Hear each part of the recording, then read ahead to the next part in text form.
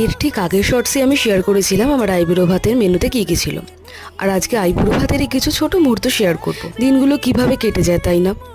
দেখো, আমাদের কিন্তু বলতে গেলে জায়গার একটু অভাব ছিল, মানে আমার রুমটার কিন্তু একটু অভাব ছিল, কিন্তু বিশ্বাস করো আমাদের আপনজন আর আনন্দের কিন্তু এক ফোঁটাও কোনো অভাব হয়নি। সবাই আমরা হই হুল্লোড় করে প্রতিটা মুমেন্ট, প্রতিটা মুহূর্ত আমরা খুব ভালোভাবে কাটিয়েছি। হ্যাঁ, হয়তো বাকি 5টা বিয়ের মতন এখনকার দিনে যেরকম সাজানো গোছানো হয় আইবুড়ো ভাত, আমার সেই জিনিসটা ছিল না, কিন্তু তার থেকেও বেশি ছিল আন্তরিকতা, ভালোবাসা, আনন্দ, আরও অনেক অনেক অনেক কিছু। এই মহিলা হলেন আমার মা।